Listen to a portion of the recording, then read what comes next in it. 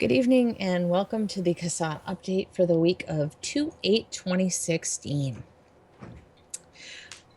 What's new and exciting this week, Alex? Several things. Okay. Mondays are always fun for this. Oh, yeah. I guess, let's see, what did we do last week? Man, it's kind of hard to keep track. Um, Yeah. It's a so long list. Yeah. I guess let's see, where do we start? Where do What we was start? last week? Okay, so Um, after we got done last week, right. we issued a call to action for Hawaii. Okay. Um, this is for a tax. Um, it's a yet to be specified tax, and I was just checking out to see how the committee hearing went on Saturday Right. of all Yes, this is days. Saturday. What Hawaii. government actually does meetings on a Saturday? I That's guess very weird. if you live in Hawaii, it's just, I mean, it's you're in a tropical paradise anyway. So I guess if you have to work on a Saturday, it maybe isn't that big of a deal. I don't know. I But guess. this committee, um, it's CPH, Committee on Public Health, I guess that would be it. Um, Okay. they met on Saturday, the Hmm. 6th, and this bill passed through the committee. It was with a do pass uh, vote. I Okay. guess that's unanimous, 4 votes. The committees in Hawaii are very small, Okay. so some of these committees consist of like 2 people, Okay. I think, if I have that correct. So Wow. this had 4 yes votes, Okay. um, and so it's actually 7 people on this committee. 4 yes votes and 3 people were excused. Um, Okay. this says passed with amendments, but there's no updated version of the bill on the site. Okay. So I don't know what those amendments are. I suspect they actually inserted actual Numbers. amounts, yeah, numbers on Yeah. there. So that's kind of the preliminary update on Hawaii. We'll add some more substance to that once the Okay. substance materializes. Um, but this is one of a few tax bills that have been introduced or carried over in Hawaii this year. Okay. This just happens to be the one that's moving, and we're Okay. keeping an eye on it. So that's the end of Hawaii. Okay. Um, Oregon, just see if I'm sticking to Okay. chronological order here. Another tax bill in Oregon. Okay. Um, let's see, this was the 50% tax on Oh, the yeah. retail price of vapor products. That's including liquids and devices. Nice. I think we had spoken about this before. So anyway, Yeah. this had it had a working session on the 5th, Okay. and let's see, I was just looking at this page. It is moving to another committee. So Okay. it was on the House Committee on Healthcare, and Okay. now it moves to the House Committee on Revenue. Okay. Well, No hearing date set for that okay. that I know of, but uh, that meets 4 days out of the week. Um, Oh, so we're keeping an eye on that as well. okay. Did I just lose my place? Okay, so that's HB 4062, and Okay.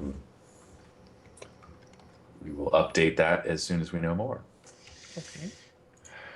Close that one down, and then we had a couple of local alerts that came out, but just in sticking with the chronological theme here, Okay. I was able to get out of the house on Saturday Mm-hmm. and go visit with Chris Hughes in his shop in Williamsport, Okay. Pennsylvania. For those that don't know, Chris Hughes is the Pennsylvania chairperson for the SFATA chapter there. Okay. And it was kind of an off week for him because he had spent a couple days in DC Mm-hmm. with the SFATA fly-in down there. And apparently it's been kind of an off month in general. And January into February can be kind of a low point for retail, or just generally anything. From what I remember, you have people's credit card bills are coming due for Christmas and whatnot. Yeah. So everything tends to slow down. But one of the things that some of the other vendors were discussing was that I think people are very concerned about the negative media coverage and how it's Yeah. affecting people's business. Mm-hmm. And this is something that we're seeing. The issue is glaring in Chicago, obviously, because they have this horrible campaign going on. Yeah. So we actually are hearing accounts of people walking into vapor shops saying, "Yeah, but I hear that this will give me some horrible lung disease," or Yeah. well, that billboard says this is poison, so Yeah. I don't know if this is going to be a good alternative for me. So I think. Personally, I'm hearing more of this. I think generally people are experiencing this more, Yeah. and it's obviously unfortunate. I think we're all working on strategies to, find a way to push back. So, Yeah. anyway, that was it's so I spend most of my time behind a keyboard working on looking at legislation and putting together these calls to action. So it is actually very important for me to get out and experience what our vape shop people are experiencing, what their perspective is. Well, anyway. it's kind of funny. I was, and this means nothing, but I was vaping outside work, and I experienced my first hand waves and fake coughs. Oh yeah. Right after the Chicago stuff started. Yeah. So I just think it's funny, but anyway, that's neither here nor there.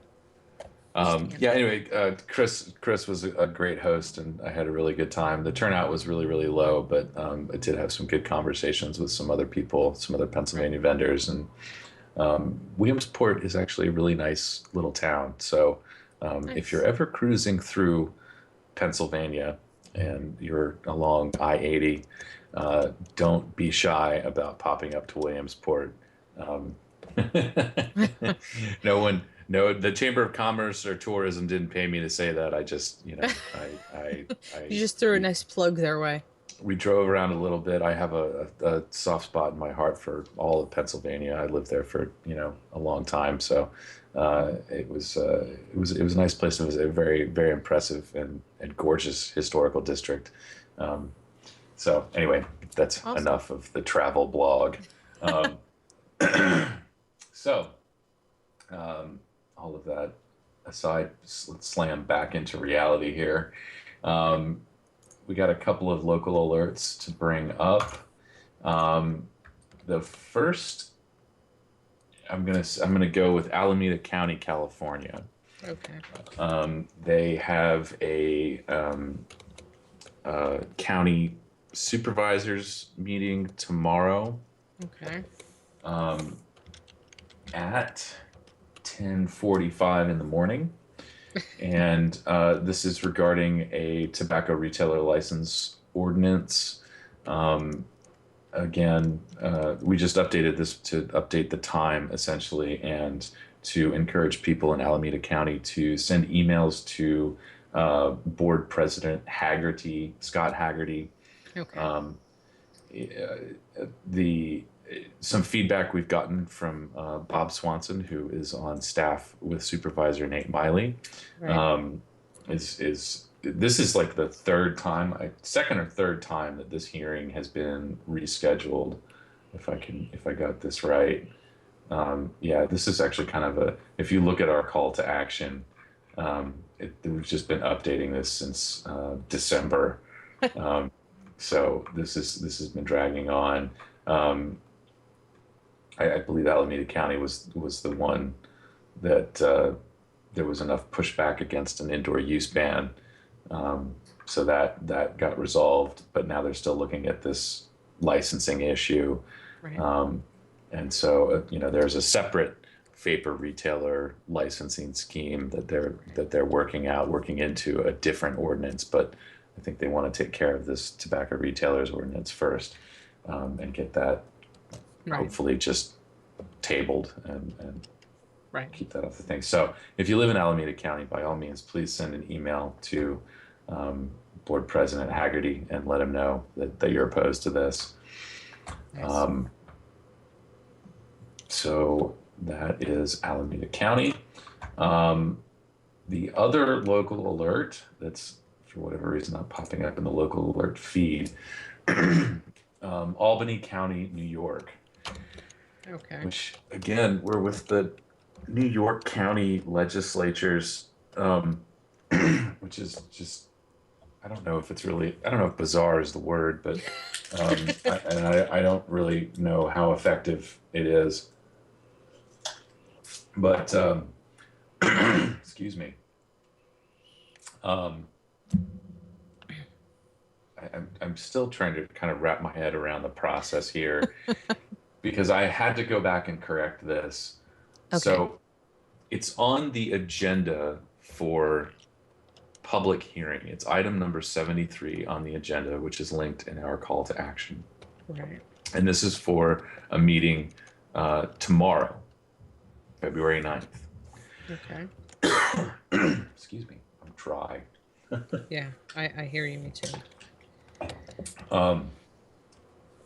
But as it turns out, this public hearing, you can't see the air quotes, is simply to schedule the real public hearing for Tuesday, February 23rd. I know. I'm sorry. That's bizarre. That's the big, bold information that we have on the call to action, which is that this bill will be heard open for public hearing on February 23rd, which is sort of a shocking amount of notice, to be honest. Right. But this is a tobacco 21 bill, and it would raise the minimum age to purchase all tobacco products and vapor products to 21.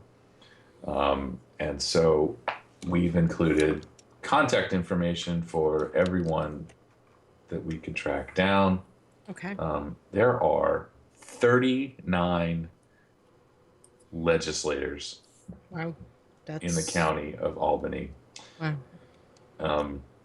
So, and then the other thing to just point out, in case there are any Albany County residents that are listening,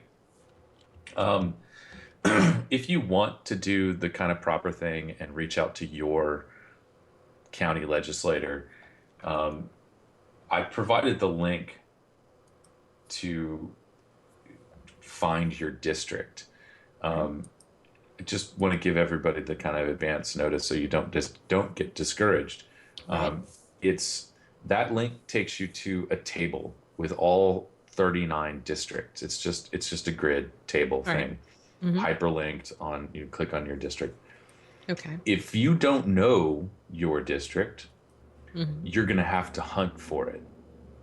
Okay.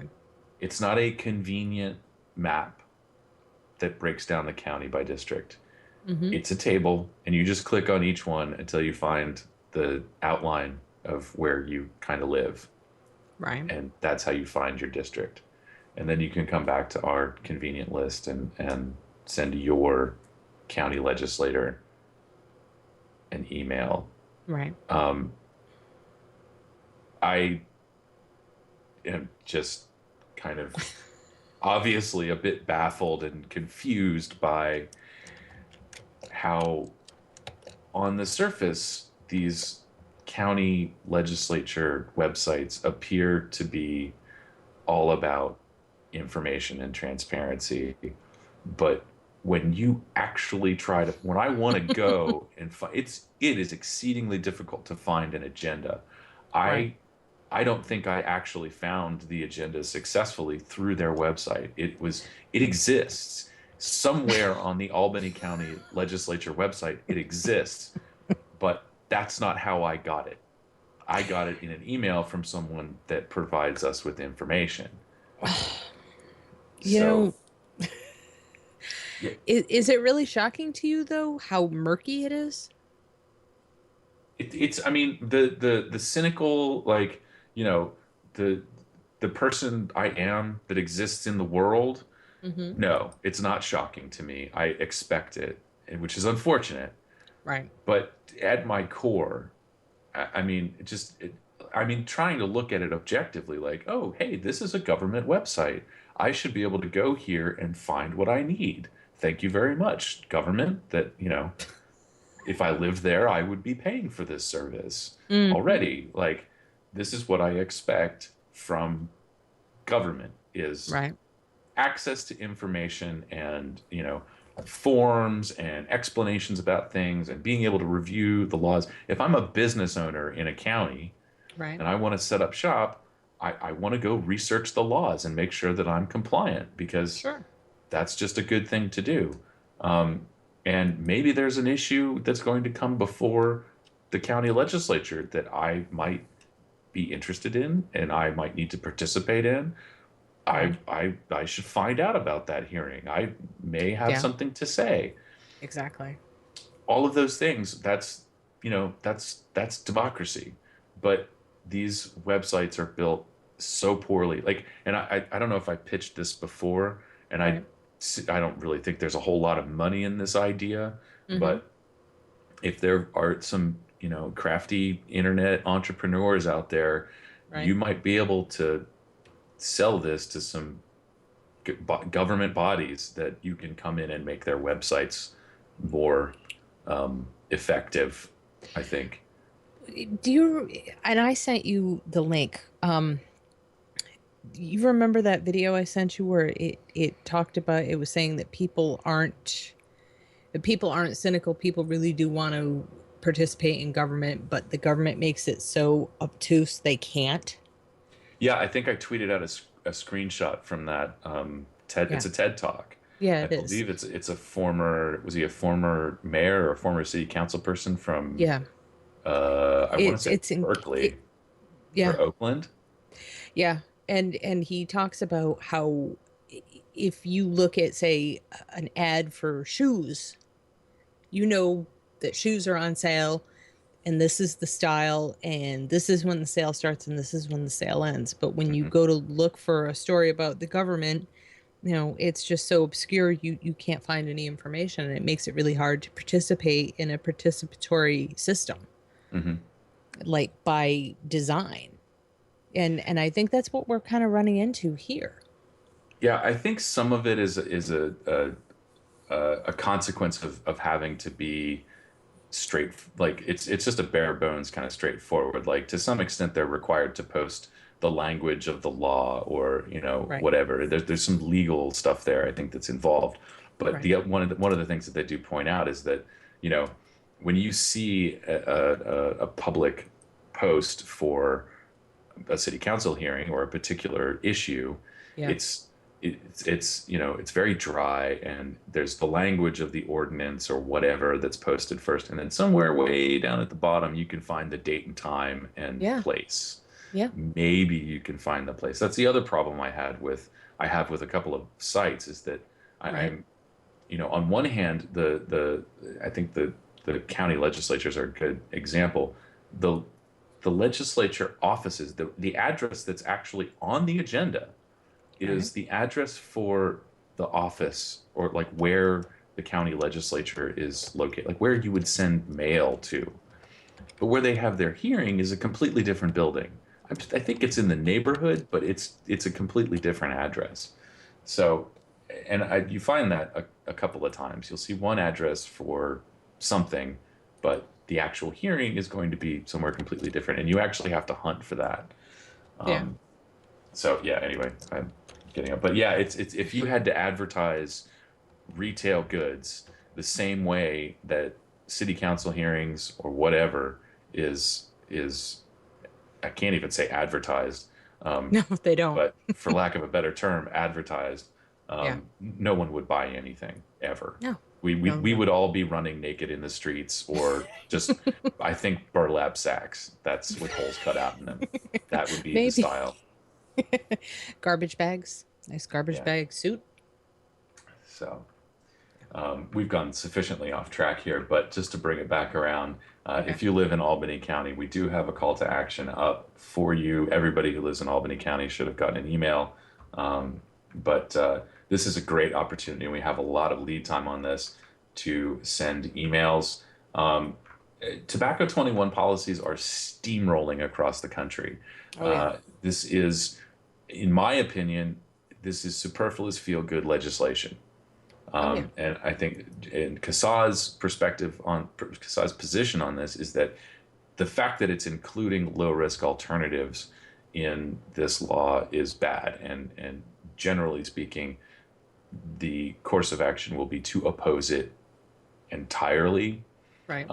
because the likelihood of low-risk alternatives getting carved out is very slim. Right. But if a Tobacco 21 law comes along and it has carved out low-risk options, then I don't think we're necessarily going to oppose it. Right. But generally speaking, raising the age to purchase tobacco products, I believe, will have marginal public health returns. And again, it's one of those things, we're just sort of inching closer and closer to an all-out tobacco prohibition, which we know from not too distant experiences that prohibition does not work and actually causes more harm than good. So, that being said, the other call to action we have out, this is a state call to action. We put something out this morning for New Jersey. I don't know if we talked about this last week, but New Jersey is looking at a flavor ban. This is Senate Bill 298. And this was introduced by Senator Joe Vitale. Predictably, this passed through his committee. He is the chair of the Health and Human Services and Senior Citizens Committee, something like that. Okay. So the next move for this is to consideration by the full Senate. Okay. And this would prohibit flavors other than tobacco, menthol, and interestingly, clove. Clove? Really? You could have a clove flavored e-liquid. That's so bizarre. It is. That is so weird. Sorry. I guess maybe there's some scientific study out there that kids don't like clove. I don't know. Yeah, maybe. Interesting stuff. I did not know that clove was a permittable flavor. See, it's usually, isn't it, when I read these things, it's usually tobacco, menthol, or wintergreen. Yeah. Yeah, it's tobacco and then some variation of minty is usually the acceptable flavors that Right. I mean, I don't know about you, but I mean, all of my fruit is menthol flavored. All of my tasty beverages are mint or menthol or tobacco. So those are the only flavors that I appreciate as an adult. I mean, when I turned 18, it was like, what is this banana? Can I get this in tobacco flavor? No, personally, I like just cauliflower and broccoli myself. Someone was asking if you had any update on the supporters of HR 2058. I am actually, so what I heard, and I think what people have seen around the Facebooks, is that as a result of the SFATA fly-in, we picked up 4 new sponsors, and 2 or 3 seemed likely. So there could be half a dozen or more new sponsors on the bill. I am just waiting for the congressional website to update, but possibly tomorrow or the next day we'll be adding those people to our thank you campaign. Okay. I did hear that we may very well have our first Democrat signing on as a co-sponsor. No way. I know. That I hate to say it, that's good, because then you can say it's bipartisan. Yeah, I mean, there should be bipartisan support for this. Yeah. So that's good. I'm really impressed with the effectiveness of that effort, the SFATA fly-ins. Yeah. So we're going to keep things up from our end, and yeah, that's certainly good news. But yeah, we we need hundreds of co-sponsors on this would be great. I don't know if hundreds of people actually end up co-sponsoring bills. I don't know what the acceptable number of co-sponsors is, but I don't either. I'm sure there's congressional etiquette to be followed or something, but I don't know what it is. So we're inching along here, and but yeah, definitely some progress, and we'll be updating that call to action soon. The other thing I have not, I've all but put the polish on the call to action for Georgia. Okay. So we need to mention that. For those who don't know, House Bill 907 was introduced into the Georgia legislature last week. Okay. This is if you minus the format for which that bills in Georgia have to adhere to, this is a carbon copy of the laws that passed in Indiana last year. I believe that was it HB 539 and HB 1487. Don't quote me on the numbers on that, but 14, something like that. Oh yeah, here we go. SB 539 and HB 1432 in Indiana. This bill would impose absolutely unrealistic regulations on manufacturers in the state of Georgia and beyond. This gives essentially authority to what is it? The Commissioner of Agriculture, something like that. Yeah, the Department of Agriculture, the Commissioner of Agriculture, to license and set rules for manufacturers outside of the state. Yeah, didn't Indiana, aren't they being sued over that? Yes, there is a lawsuit currently in Indiana fighting those laws. And I think a lot of this is based on them being a violation of the Commerce Clause. Yes. So they Interstate Commerce Clause. Yes. Yeah, it is unconstitutional.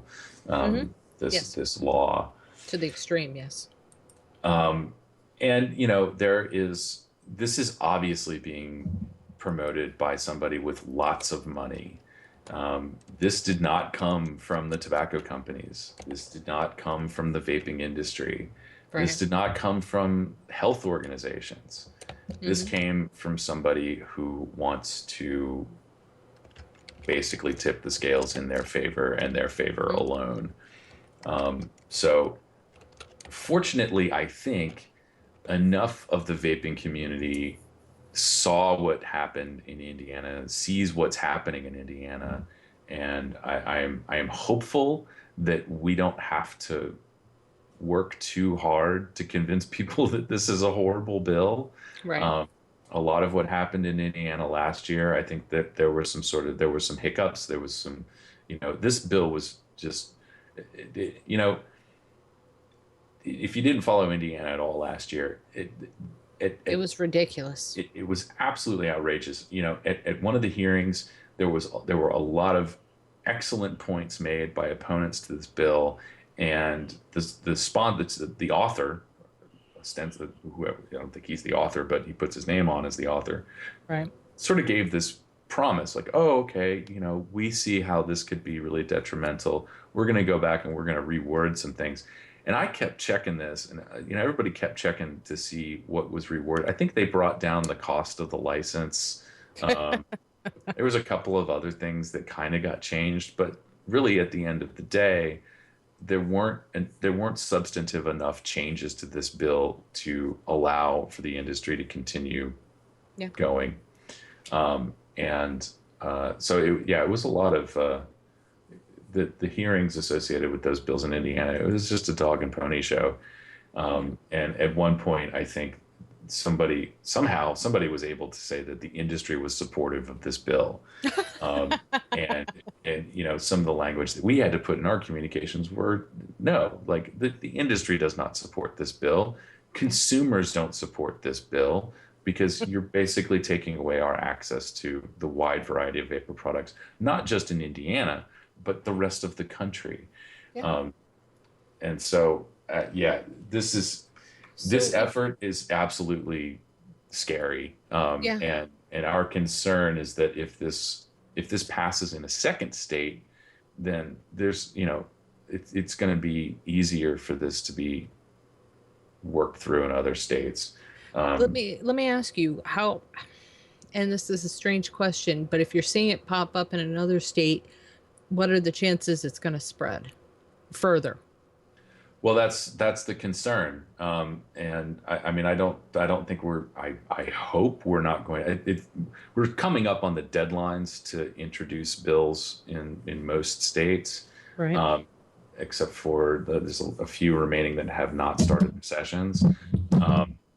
But yeah, I certainly hope that we don't see this pop up in another state this year.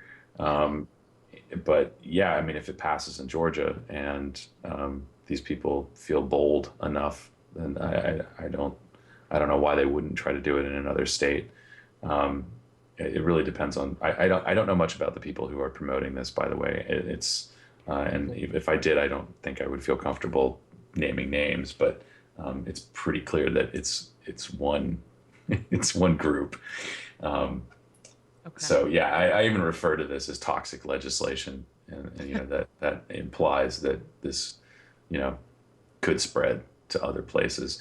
And it's not quite as bad as sorry, the Utah regulations are not quite as bad as this, but I think that what's happening, what's happening in Utah is another example of when people who don't know much about this industry, which is pretty much 95, 98% of the lawmakers out there have really not given the amount, they don't know this industry like they think they do, or even the people kind of whispering in their ears are, well, they're just doing that. They're just sort of whispering poison.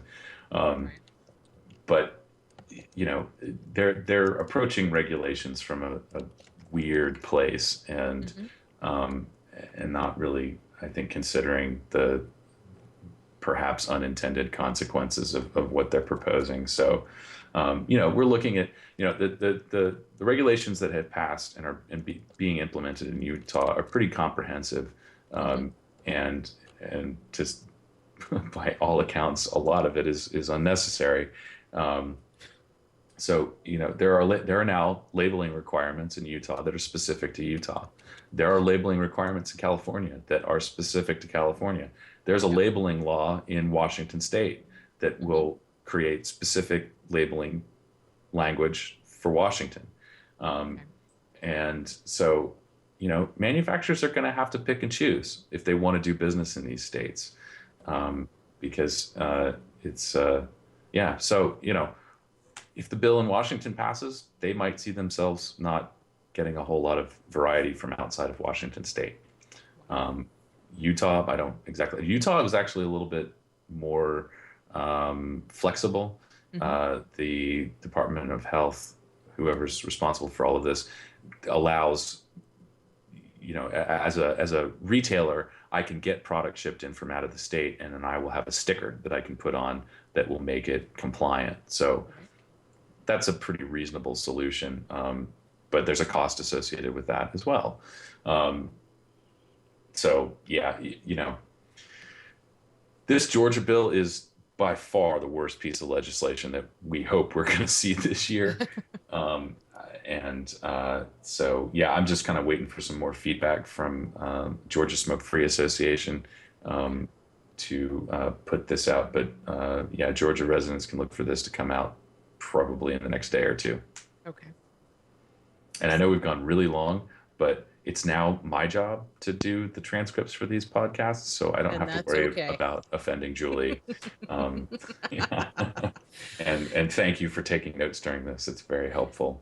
Well, it's not a big deal. Eventually, I'll be able to actually transcribe like Julie was, just by listening. Eventually, I'm just not there yet, but I'm getting there. Cool. So And that'll make things a lot easier. Thank you, Alex. I mean, Yeah. for everything. Thank you. And I guess we'll see you next Monday.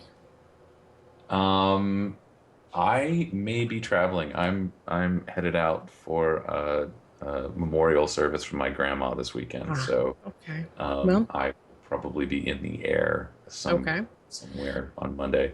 Well, But I'll let you know. If not, or it's you can always give me a list and I can do a horrible, update by myself. and it's always a good opportunity to bring Julie or Brian Carter on Yeah, to sure. talk Hmm. for folks Yeah. that may not. Yeah. I mean, whoever's free. Yeah. Yeah. And Oh, that's cool. I Hmm? should probably take the opportunity to mention because we're coming up on events season. Okay. Actually, so this weekend, so on the 19th, I will be arriving in Phoenix, Arizona. Hmm. Um, Julie, myself, and I think Brian Carter is coming. We are all going to be at Vapin the Sun in Phoenix, Arizona. Yay. So I believe that's the 20th and 21st. 21st. Yeah. Yeah. Yeah. And that's for a good cause.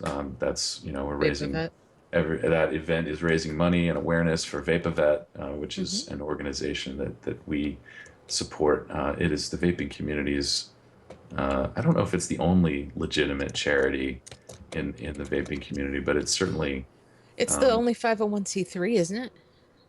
I think so. That's I think it's operating the only, charity. yeah, it's the only 501c3. Everyone else is C4, C5, just Yeah, simply because of politics, and they're yeah.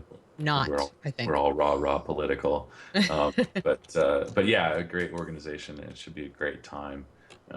So really looking forward to that. And with that, Thank I you, think that's it. Alex.